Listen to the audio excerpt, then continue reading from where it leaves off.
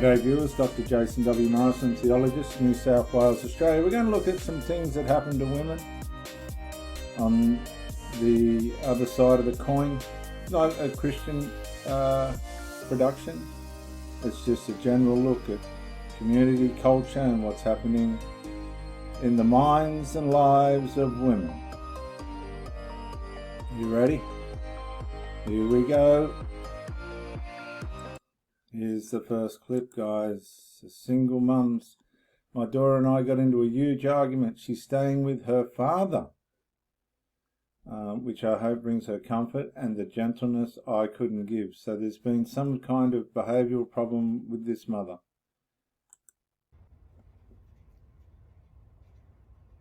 And I can't hold her. I can't tell her how much Start it at the start. shaped me into this jagged, broken pieces that just cut everyone around me.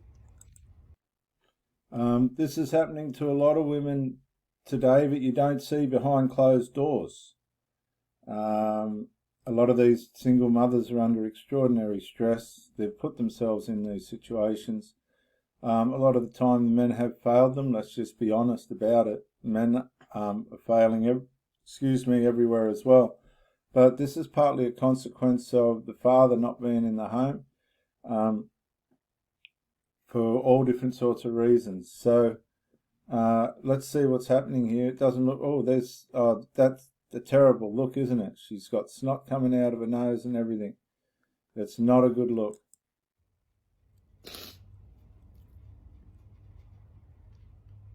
Very, very sad how they end up, a lot of these women. I just hurt everyone.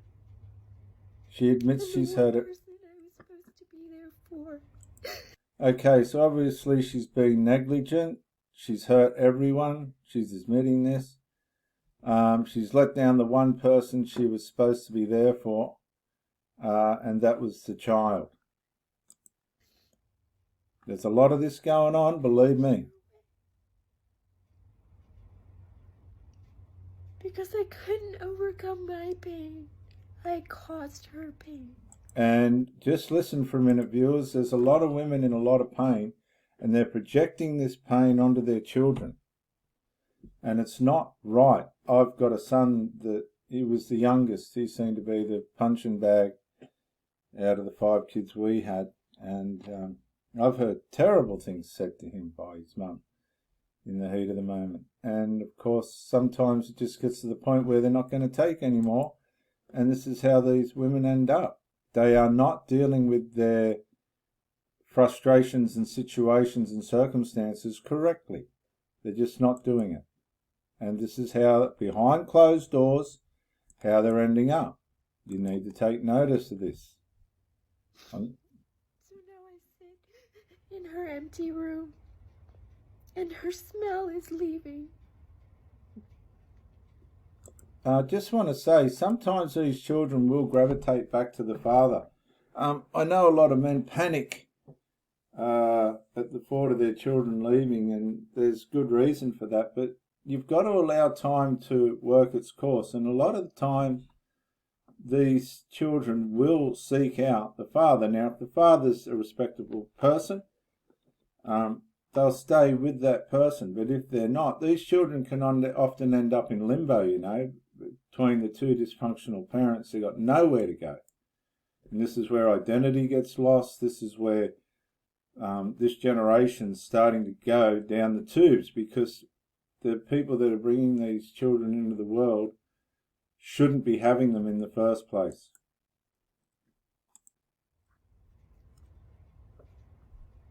And I can't hold her. I can't tell her how much I love her. I can't tell her how much she means to me and how sorry I am. But see, this is all well and good after the damage is done, isn't it? We put on the crocodile tears. Does this lady really look like she's changed anything? We don't know. We don't know. But one thing I do want to say on a biblical point is, the disciples set Judas up. This is a Christian principle, little bit of a record of the Christian Bible what happened. The disciples set Judas up to be the scapegoat to bring the Romans and the Pharisees upon Christ, to cause Christ to use his power to make them stop, which didn't happen. Christ surrendered to the authorities and consequently was crucified, which was part of the bigger plan. The disciples couldn't see, even though he told them that was what was going to happen. Now, the Judas brought for 30 pieces of silver, mind you, the Pharisees to where the Lord was in the Garden of Gethsemane with Roman soldiers. And they took the Lord away. Everybody ran in all different, everybody bolted, strike the shepherd and the sheep will scatter. And later, Judas went back, threw the money back. His conscience got the better of him. He threw the money back. And the next thing you hear of Judas is him hanging in a tree with his gizzards on the ground. His stomach had come out onto the ground. Now, whilst Judas was regretful, it was all too late, wasn't it? It cost him his life. His conscience was so seared at the deception and the betrayal that he placed upon Christ to try and make his and his disciples' plans, certain amount of the disciples' plans to come about, failed so badly and so miserably that he hung himself. And a lot of these people do. There's a lot of people that die from this trauma, from the fact that they're not getting their lives in order. We don't know how this woman's ended up like this. Was she being banged by all different blokes and this guy happened to get her pregnant? Was this some kind of a... We don't know. We don't know. But one thing's for sure, and this happens in the churches as well, that this is spun right out of control and the child's gone to the father.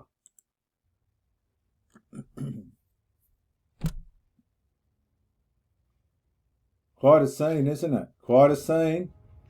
The broken parts of me were not supposed to break her. Okay, and this is there's a lot of revelation in this. There is a tremendous amount of revelation in this because she had not healed. She's a broken woman, and her brokenness has now broken a relationship with this daughter. It's very, very sad, and she needs therapy. She needs professional help. This woman is in distress, but what's she going to do about it? We don't know. We don't know what her habits are. We don't know what her way of life is. But one thing's for sure, she needs therapy, one way or another.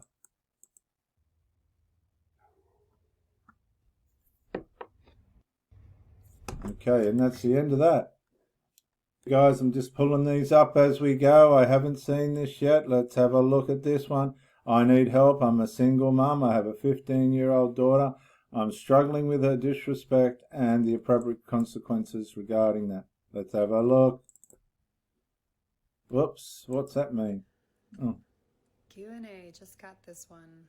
I need help. I'm a single mom and have a 15-year-old daughter. Girl, I feel you. I am struggling with her disrespect and the appropriate consequences. You do whatever you need to do to get that child's attention. Okay, obviously they're a little bit too old for, standing in corners or, spankings or whatever. They're too old for that stuff. There may never have been any discipline. What about a mention of see again, this has got to be a single mother. Yeah, she's a single mum because where's the father? Mothers were made to nurture, not to discipline. Now this woman's saying, do whatever you need to do. Well, can we be a little bit more specific here? But I will use whatever means necessary to get my daughter's attention. Usually I have to take away her phone, and that's about the motivation she needs to get her ass back in check. But I have to often remind her that I am not her friend. I am her mother. That's a really interesting point, and that's a real good point. We are bringing these children into the world, and we need to parent them. It's no good of sitting there being their friends and loving them to death. Sometimes being a parent's abrasive, and we can't lose sight of that. And I think I've never heard a woman say that before. I had to let my daughter know I'm not her friend, I'm a mother. That's a brilliant point. You can talk to your friends like that if you please. You won't have very many for very long, but you can do that with your friends, but not to me. I'm your mom. And she knows that I am just crazy enough to take away all of the wonderful things that she enjoys for free here. Trendy clothes, makeup, phone, TV, computers, bedroom doors. I don't care. Whatever it takes to get her attention is what I will do. Now, ladies and gentlemen, it's one thing to get a child's attention. It's another thing to get your message across. Let's see what's going on. Like, you can take phones off these kids, they'll get another phone. You can lock them in the bedroom, they climb out the window. This all sounds good at the moment, but if you're dealing with these things continually, there's a foundational problem going on. It could be human nature in the form of rebellion, which obviously it is, but what's the root of it? I would say this is a single mother as well. Now, thankfully, I don't have to do that much. I take away her phone every night at 9 o'clock. Like, I mean, honestly, there's no mention of the father. In the old days, my mum used to say to me, oh, well, it's time to get your father. Well, once that got mentioned, everything changed.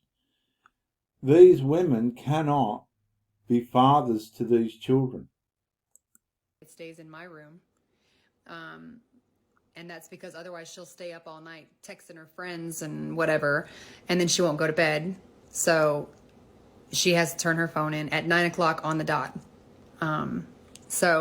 But that may not work for your daughter. Whatever it is that your daughter loves to do, use that to your advantage. Whether it's, she's got her permit and she wants to drive to the store. Nope, sorry. When you learn to get your mouth in check and you learn to talk to me with some respect and act accordingly, then we'll start talking about the privileges that you get to have. Okay? Not the privilege. We're not talking about the things that they need. Okay? Food, clothing, shelter. That's it. We're talking about all of the other things that we provide them free of charge. So, I don't know if that helped or not. That's what I do with my kids. And they know. They know that mom's just a little bit more crazy than I want to put up with today. Now, hang on. That woman had a wedding ring on. Just wait a minute. That woman, she's married and hasn't even mentioned the father. That woman's married. I can't comprehend that. The father is supposed to be the disciplinarian. Maybe it's not the DNA father. But where are the men here? Come on. This woman's got some pretty good things to say. What it means is you are a single mum. So many women accept this, not realising they are really just single mothers. So what she's trying to say is you can have an uninvolved partner or father, and that's no different to being a single mum. Ding, ding, ding, ding, ding, ding. Oh, that's better. Yeah, so this comment hits it right on the head there, because if you're in a relationship and your partner isn't pulling their full weight with, if they're not an active participant in your children's lives. And this happens to a lot of women, guys. Let's not try and justify ourselves. Then you're functioning like a single parent, and you're probably also functioning like a manager for your partner. And there's a lot of women out there that might not even realize the mental load that's put on them, even when their partner does certain tasks. Like, say your partner's going to handle bath times. For him to actually be handling bath times, that means he does not need any reminders in terms of giving the bath, the time to give it, using soap, knowing that you have to comb their hair first so it doesn't get tangled. You have to put lotion on their bodies afterwards so they don't get dry. All of those things. If they're not doing that, then they're not doing the full task. Ding, ding, ding, ding.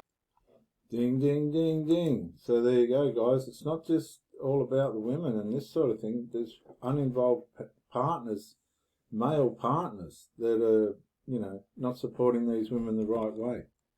This is Dr. Jason W. Morrison, Theologist, New South Wales, Australia. Like, subscribe, share the video, and bye for now.